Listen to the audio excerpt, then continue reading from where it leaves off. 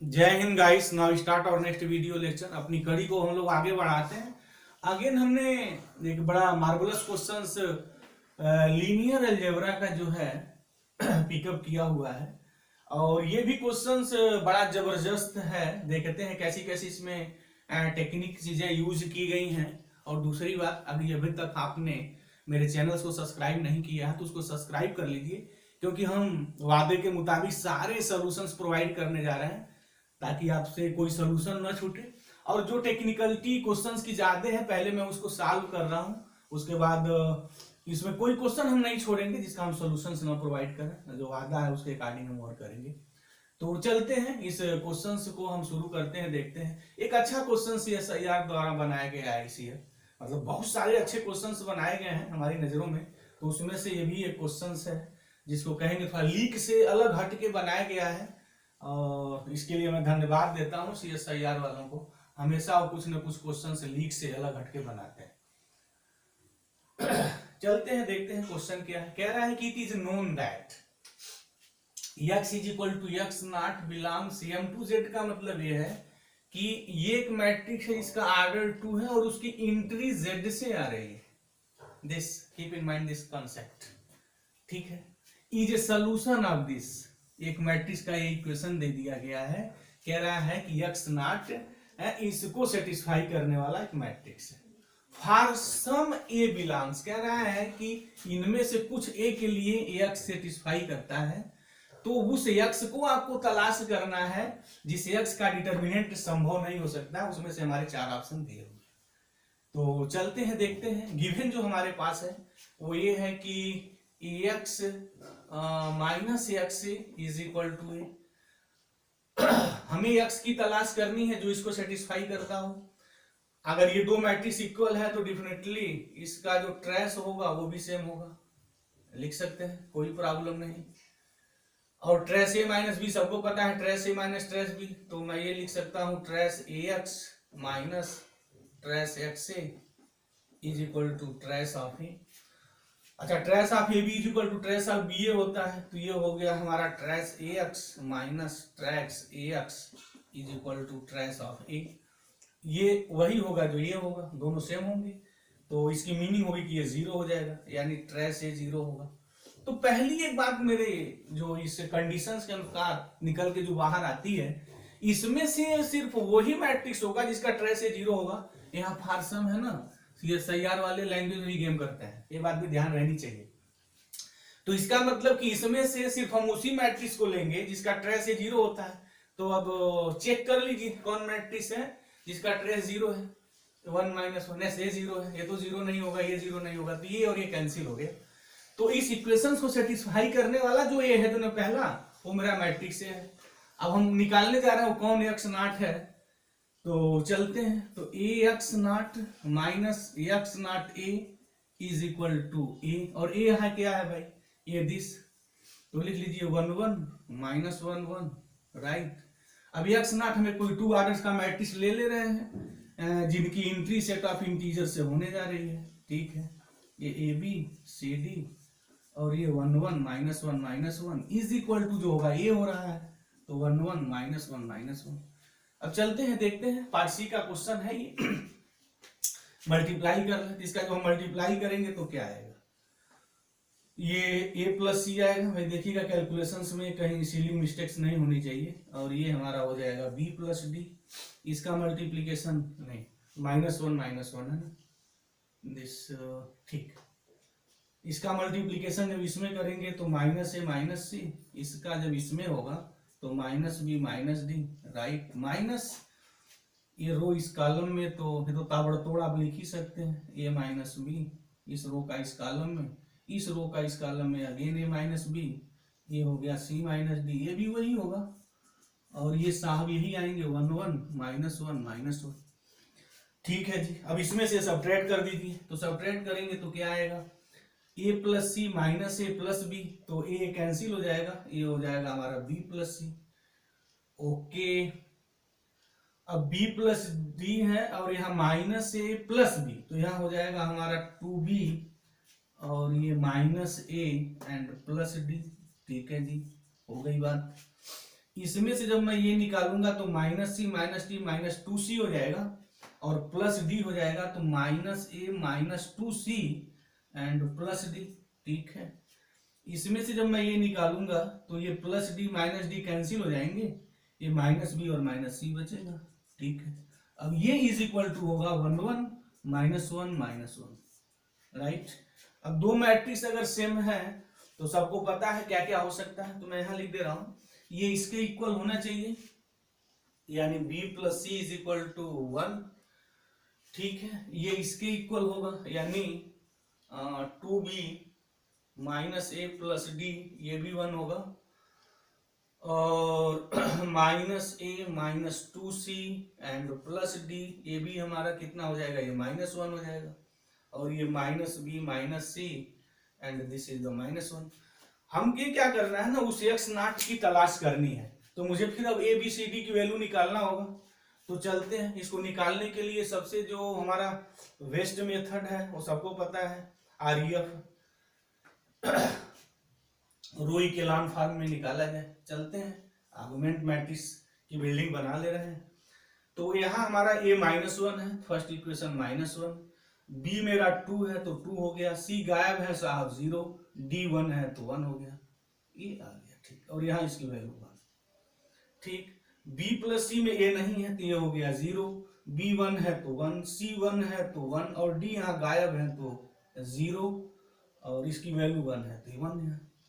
ये इस इक्वेशन में यहाँ हो गया -1, यहाँ हो जाएगा -2, ये नहीं सॉरी b वे 0 है ना, अभी तो खतरनाक हो जाता, दिस इज द b 0। ठीक है, c की वैल्यू -2 है तो -2, d 1 है, ये हमारा -1। ठीक, ये यहाँ 0, b -1, c -1 और d यहाँ क्या है 0 है, 0, इसकी वैल्यू होगी मेरी -1। तो ये मेरी बात हो गई। अब इनको जल्दी जल्दी कन्वर्ट कर दीजिए, तो थोड़ा मैं अभी इनको हटा दूं यहाँ से। चलिए, अब इनकी मेरी जरूरत नहीं है, पता ही चली गया होगा आपको कि हम सिर्फ वही मैट्रिक्स लिखेंगे जिसका ट्रेस ए 0 होगा, तो सिर्फ एक ही इसमें मैट्रिक्स है जिसका ट्रेस 0 होने जा रहा है। अब हमें यहाँ ए बी सी डी की तलाश करनी है कि वो कौन सा हमारा जो है ए बी सी डी है, तो देखते हैं यहाँ। उसके बाद ए बी सी डी पे उसकी तलाश बंद नहीं हुई है, उसके बाद उस मैट्रिक्स का डिटर्मिनेंट्स पूछा है कि उसमें से किसकी पॉसिबिलिटीज नहीं है, नॉट की बात है, ये भी ध्यान देना है। तो ये भी CSIR वालों का बड़ा पेटेंट वर्ड्स रहता है, नॉट पे क्वेश्चन जरूर बनते हैं, और इस बार देखने में आया कुछ ज्यादा ही नॉट कर दिया है। तो चलिए कोई बात नहीं, रिड्यूस कर दे हम, तो यहीं से शुरू हो जाते हैं, रिड्यूस करते हैं। पहले तो फर्स्ट रो में एज इट इज ले लूं, तो -1 हो गया, 2 हो गया, 0 हो गया, 1 हो गया, आ जाइए जी, ये 1, यहाँ तो 0 है, चलिए 0 1 1 0 एंड दिस इज द 1। इसमें से हम इसको अगर सब्ट्रैक्ट कर देंगे तो ये हो जाएगा 0, ये हो जाएगा -2, ये अगेन -2, और 1 में से 1 जाएगा तो कहानी 0 हो जाएगी। अब हम क्या किए, इसमें से ये निकाले हैं, तो ये जो है हमारा थर्ड रो की हम बात कर रहे हैं ना, तो इसमें से ये सब्ट्रैक्ट करेंगे 0 तो -2, ठीक है, ये -2 1 -1 0, तो इसमें से अब ये निकालेंगे तो again this is the -2, right.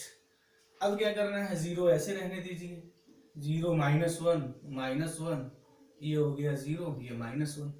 अब क्या करना है, देखिए इनको अगर मुझे 0 करना होगा तो -1 2 0 1, और यह मेरा है 1, ठीक है, ये 0 1 1 एंड दिस इज द 0।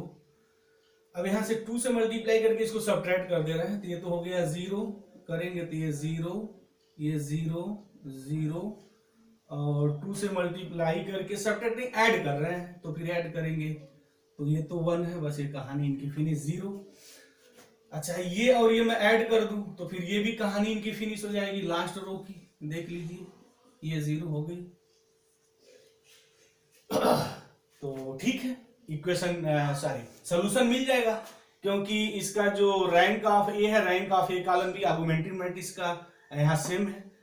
तो चलते हैं, अब हम जो इक्विवेलेंट जो इक्वेशन से लिखेंगे, कैसे लिखेंगे वो ABCD का, तो पहला हो जाएगा ये -a+2b, पता है ना, इस स्तर पे जब आप तैयारी कर रहे हैं तो आपके लिए बाएं हाथ का गेम हो जाएगी। यह हमारा b है, c है, तो ये हो गया b+c and this is the 1। तो यहाँ से c की वैल्यू निकालें तो 1 - b आता है दिस, और यहाँ से अगर मैं d निकाल लूं तो 1 + a - 2b आएगा। ठीक है जी। अब x0 देख लीजिए, x0 क्या बनेगा, a हो गया और ये b हो गया, c की वैल्यू मेरी आ गई 1 - b और d ये लंबे चौड़े आ गए 1 + a - 2b, हो गई बात है। This is your x0, right. अब x0 पे कहा है कि डिटर्मिनेंट क्या होगा, तो डिटर्मिनेंट निकालना है हम लोग। What is the determinant of x0, चलिए इसका से मल्टीप्लाई करिए तो हो गया a + a² - 2ab, इसमें करेंगे तो -b + b²। तो ये देख रहे हैं a - b + a - b का होल स्क्वायर। अब ये हो गया a - b का होल स्क्वायर, चलिए यही रहने देते हैं, ये डिटर्मिनेंट की वैल्यू हो गई। अब पॉसिबिलिटी देखनी है क्या क्या नहीं हो सकता है, तो उसको थोड़ा यहाँ देख लिया जाए। नॉट की बात मुझे करनी है, तो डिटर्मिनेंट हमारा हो गया। तो क्या डिटर्मिनेंट इसका 0 हो सकता है या नहीं, पक्का 0 हो सकता है अगर इफ a = b, और a और b कहां से आ रहे हैं, इंटीजर से आ रहे हैं, तो भी ध्यान देना है, क्योंकि अगर ये ध्यान नहीं होगा तो आपकी गलती हो सकती है, क्वेश्चन आपको समझ में भी नहीं आ सकता है, लगाने के बाद भी आप ऑप्शंस नहीं निकाल पाएंगे। तो जो m2 की जो एंट्री मतलब x0 की जो एंट्री है वो z से ही होगी, z के अलावा नहीं हो सकती है। तो क्या a और b हमारे पास ऐसे कोई इंटीजर्स नहीं है क्या कि वैल्यू 0 देता है, यस दे देंगे। जब a = b होगा, a = b का डिटरमिनेंट हमारा 0 हो सकता है, तो ये तो सही हो गया, ट्रू है ये। और मुझे नॉट ट्रू की तलाश करनी है। अब क्या इसका डिटरमिनेंट 2 हो सकता है क्या, तो चल के देख लेते हैं। अब मैं अगर a - b को यहाँ अगर t ले लूं तो मेरा जो इक्वेशन बनेगा वो t² + t बना। अब देखते हैं क्या डिटरमिनेंट 2 हो सकता है क्या, दिस इज द 2, यहाँ -2 = 0। तो अगर मैं सॉल्व करूं तो t = क्या होगा, -1 ± 1 + 8/2, तो कितना आ गया t की वैल्यू, -1 ± 3/2 हो गई। ठीक है, तो t की वैल्यू क्या आ गई, एक हो गई -2 और एक 3 लिखेंगे तो 3 - 1 2/2 1 हो जाएगा। और a - b -2 और 1 होगा क्या, यस होगा, a b इंटीजर है तो a - b - 2 भी हो सकता है, 1 भी हो सकता है, तो फिर ये भी सही हो जाएगा। इस डिटर्मिनेंट x0 की वैल्यू 2 भी हो सकती है। अच्छा देख लें 6 है या नहीं। अब देखिए, अब तो क्या t² + t है, -6 0 करके देख लीजिए, तो t की वैल्यू क्या आएगी, -1 ± 1 + 24/2 हो जाएगा, तो -1 ± 25 हो जाएगा /2। तो ये डेफिनेटली आ जाएगी t की वैल्यू, यानी 6 x0 की वैल्यू 6 भी हो सकती है, ये भी सही है। अब देखते हैं 10 की बात, तो ये तो सब सही ही आ रहा है, तो फिर एक ऑप्शन तो सही होगा, फिर या तो क्वेश्चन ही गलत हो जाएगा। लेकिन आंसर की जारी किया है CSIR वाला, कह रहा है कि 10 नहीं हो सकता है, तो आप प्रूव करिए। हम प्रूव कर रहे हैं 10 होगा, इतनी देखिए कैसे प्रूव कर रहे हैं। अब तो हम ये नहीं कह रहे हैं कि ये 3 ऑप्शन गलत हो गए तो एक तो कोई सही होगा, तो और नहीं सही हो गया, मुझे गलत खोजना है, तो देखते हैं कि 10 हो सकता है या नहीं। तो t² + 10 - t² + t - 10 0, तो t = -1 ± 1 तो 4ac + 40 हो जाएगा /2, और यहाँ t = -1 ± √41/2। ओह नजारे बदल गए, √41 तो फिर इरेशनल नंबर हो जाएगा, और t क्या है a - b, तो a - b = व्हाट, इरेशनल। और a और b क्या है आपके साहब, ये इंटीजर से आने चाहिए। देखिए CSIR वालों ने कैसी गेम खेली है, तो ऐसा a और b इंटीजर्स की दुनिया में कोई नंबर नहीं मिल सकता है कि उनका डिफरेंस मेरा इरेशनल आ जाए, तो फिर ये तो गलत है, और मुझे गलत की ही तलाश करनी थी, यानी ऑप्शन 4 इसका राइट है। बाकी ये गलत है, बाकी गलत नहीं है, बाकी ये सही है, लेकिन मुझे नॉट पॉसिबल की बात करनी थी, तो 10 जो है वहां पॉसिबल नहीं हो सकता है, बाकी सब सारी चीजें सही हैं। तो जिस किसी के दिमाग में कंफ्यूजन होगा इस क्वेश्चंस को लेके, क्या सही है क्या गलत नहीं है, या इस क्वेश्चंस के पीछे लॉजिक और कंसेप्ट क्या है, तो मुझे उम्मीद है हमने इसकी सारी बात की है। अब ऐसे हम और क्वेश्चंस की तलाश कर रहे हैं, जहां भी ऐसे क्वेश्चंस मिलेंगे जहां से कुछ बड़े टेक्निकल क्वेश्चंस सोचे गए हैं, बनाए गए हैं, तो उनका पहले मैं सोल्यूशन प्रोवाइड कर दूंगा। उसके बाद जो कुछ बचेगा बाकी सारे हमारे सोल्यूशन हो जाएंगे। तो अब ये वीडियो लेक्चर्स कैसा लगा आपको, सोल्यूशंस कैसा लगा, आप कमेंट बॉक्स में जरूर बताएं, हमें इंतजार है हमें आपके कमेंट का। तो थैंक यू गाइस, जय हिंद।